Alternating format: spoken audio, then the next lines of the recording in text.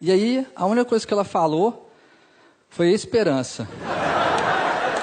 E é com essa palavra que eu começo a história que mudou completamente a minha vida e me trouxe até aqui.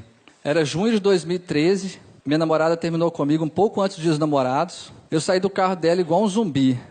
E a única coisa que vinha na minha cabeça era a voz dela dizendo, eu amo você.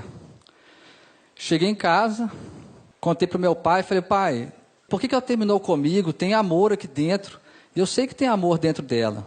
E meu pai falou, meu filho, quando alguém entra na sua vida e depois de um tempo vai embora, pode ser qualquer coisa, menos amor. Construa uma nova história.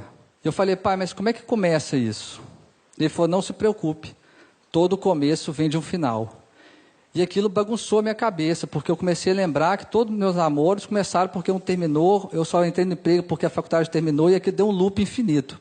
E quando eu estava começando a ficar bem, uma semana depois, meu pai foi diagnosticado com uma doença rara e degenerativa, que iria matá-lo em 90 dias. Na hora que a gente recebeu o diagnóstico, eu e minha mãe começamos a chorar, xingar tudo, gritar, e meu pai na nossa frente, parado, normal, sereno. E eu comecei a xingar meu pai. Eu falei, pai, por que você não está chorando? Por que você não está chorando? E ele falou, olha para mim, meu filho. E a única coisa que eu pensava é, como é que eu vou olhar para a pessoa que eu mais amo no mundo, sabendo que ela vai morrer? E eu não consegui olhar. E meu pai me segurou, falou, olha para mim. E aí eu olhei, e ele falou, se você soubesse que hoje era o último dia da sua vida, você ia passar de chorando. E aí eu e minha mãe ficamos parados. E eu falei, pai, você não pode morrer. E ele falou, meu filho, todo mundo vai morrer. E eu falei, pai, mas todo mundo vai morrer. E a gente, o que a gente vai fazer? Ele só respondeu, viver. E foi isso que a gente foi fazer. A gente foi viver. Voltamos a fazer coisas simples, como almoçar juntos, ir ao cinema e jantar junto. Até que a doença começou a tentar impedir meu pai de viver. E tirou a capacidade dele de falar. Eu comprei um iPad, entreguei para ele, e ele começou a escrever. Tinha uma pergunta para mim e para minha mãe. Eu peguei o iPad e comecei a escrever. Entreguei para minha mãe e a minha mãe começou a escrever. E meu pai começou a chorar, porque ele percebeu que a gente ia viver aquilo com ele. Se ele não falava, a gente não falava, a gente não ia abandonar ele. Aquelas conversas viraram lições de vida, porque eram conversas sobre o amor, sobre os inúmeros foras que eu tomava e continuo tomando, e sobre o amor que ele tinha com a minha mãe. Eu peguei aquelas conversas que viraram textos e publiquei num blog. E viralizou na internet. Milhões de pessoas liam os textos. Várias editoras do país me procuraram para publicar um livro. Eu nem sabia que meu pai escrevia e que o sonho dele era publicar um livro. Cheguei em casa correndo, falei, pai, nós vamos publicar um livro. E aí ele começou a chorar, tremer e engasgou. Eu corri e chamei minha mãe, mãe, papai está passando mal. E minha mãe veio correndo. E aí eu peguei o iPad, entreguei para ele, e ele escreveu, será que vai dar tempo? E aí eu saí correndo, desesperado, para a editora, e falei, eu não quero dinheiro, eu não quero nada. Eu só quero que o livro saia o mais rápido possível, para meu pai poder ver isso. E eles falaram, você tem todos os textos? Eu falei, tenho. Então me manda agora. Eu voltei para casa correndo, e falei, pai, nós temos que mandar os textos agora, você quer alguma coisa? E ele falou, quero que o último texto seja o meu. Eu falei, tá bom, qual que é o texto? Ele falou, eu acabei de escrever, mas você precisa me prometer uma coisa. Eu falei, o que foi? Você só pode ler depois que eu morrer. Eu falei, pai, como assim, pai? E eu falei para ele, tá bom, pai, então você tem que me prometer uma coisa. E ele escreveu o quê? Você não pode morrer. E aí, eu e meu pai cumprimos a promessa. A gente lançou o nosso livro, Faça Amor, Não Faça Jogo. Mais de 400 pessoas no lançamento. Eu, meu pai, minha mãe e minha sobrinha. O livro virou best-seller no país. Só que aí a doença tentou impedir meu pai de viver. E tirou a capacidade dele de andar.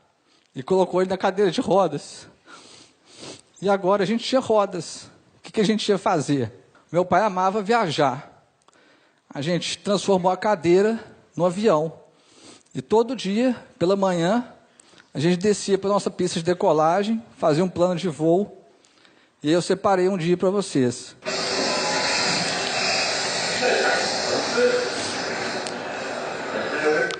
Eu não lembro se esse dia a gente estava para Nova Zelândia, foram muitas viagens. E sempre que a gente terminava, pousava, eu pegava o iPad, entrava no país que a gente estava e a gente ficava vendo as imagens. Estudava a cultura do país e tudo. Meu pai, há mais de 30 anos, ia toda sexta-feira com 2 irmãos na mesma pizzaria. Ele continuou indo de cadeira de rodas. Só que a doença tentou impedir meu pai de viver e tirou a capacidade dele de comer. E aí os irmãos deles, meus tios, começaram a ir lá em casa toda sexta-feira e falaram que a pizzaria não tinha graça sem meu pai. E aí eles ficavam rindo, dando risada, e meu pai começou a chorar quando eles fizeram isso, porque ele viu que os irmãos dele não iam abandonar ele, e não abandonaram. Foram lá em casa toda sexta-feira até o último dia de vida do meu pai. Meu pai, ele formou em Ouro Preto, Minas Gerais, e ele tinha 3 amigos. Quando eles formaram, eles combinaram que de 5 em 5 anos eles iam se ver. Naquele ano, meu pai estava muito debilitado e não conseguiu ir. Os 3 amigos dele, cada formando, tem uma foto pregada na República. Os 3 amigos pegaram as fotos, os 4, pegaram a estrada, chegaram lá em casa de surpresa, pregaram as fotos no quarto do meu pai e falaram: a nossa República é a sua casa. E meu pai começou a chorar, e todo mundo começou a chorar, porque ele viu que os amigos dele não iam abandonar. E não abandonaram, trocaram 5 em 5 anos para 1 em 1 mês eles iam lá e faziam a nova festa da República. No dia 2 de julho de 2015, os meus pais completavam 46 anos de casado. Todo aniversário de casamento, os meus pais faziam isso aqui, ó. Eles dançavam. Naquele ano, meu pai não conseguia ficar em pé. E aí a minha mãe falou: busca cadeira de rodas. Eu falei: por quê, mãe? O que você vai fazer? E ela respondeu: eu vou fazer o que seu pai faria por mim. Eu busquei a cadeira de rodas e quando eu voltei para o quarto, a minha mãe estava abraçada com meu pai na cama. Eu cheguei perto para ajudar e ela falou: não precisa. E ela começou a tirar meu pai da cama, fazendo maior força, e meu pai não tinha força, não sei de onde que ele tirou, foi a última força que eu vi ele fazendo na vida, e a minha mãe conseguiu colocar ele na cadeira de rodas. Ela colocou uma música e ajoelhou ao lado dele e começou a fazer a cadeira girar. E os dois começaram a dançar. Meu pai chorava e ria ao mesmo tempo. E foi a cena mais bonita que eu já vi na minha vida inteira. Quando acabou a dança, eu entreguei o iPad para o meu pai e ele escreveu: eu tenho um último sonho. E eu perguntei: qual que é, pai? Ele escreveu: eu quero ver o mar pela última vez. Eu falei: então a gente vai. Eu fui muito criticado, muita gente falou que eu era louco, porque eu ia levar uma pessoa que não falava, não comia, não fazia nada, para a praia, que não ia aproveitar nada. A única coisa que passava na minha cabeça era: talvez o amor seja isso, fazer loucuras, fazer o improvável, o impossível virar possível.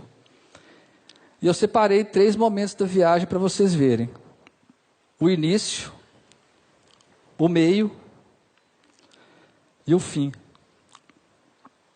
Quando a gente voltou da viagem, meu pai estava muito debilitado.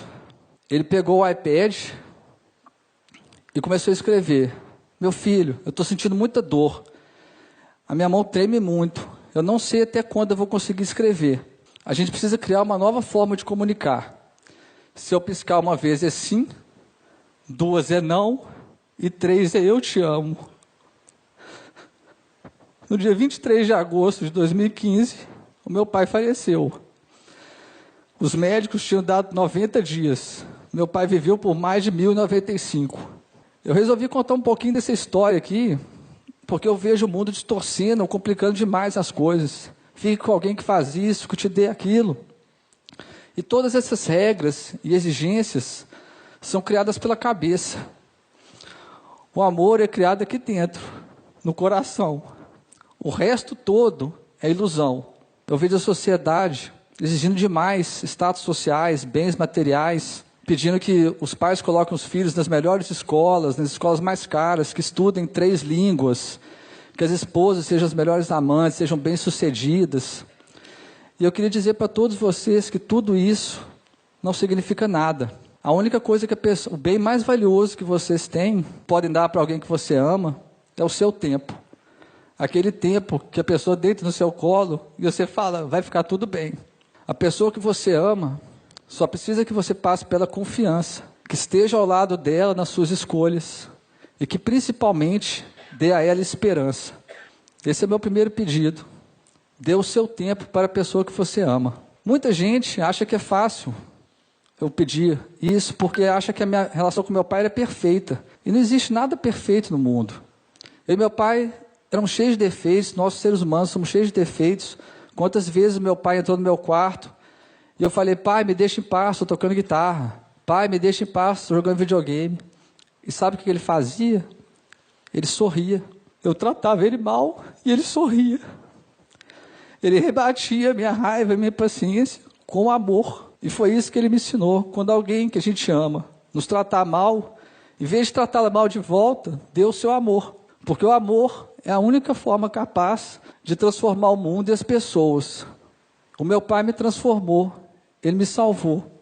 Ele nunca desistiu de mim. E esse é o meu último pedido.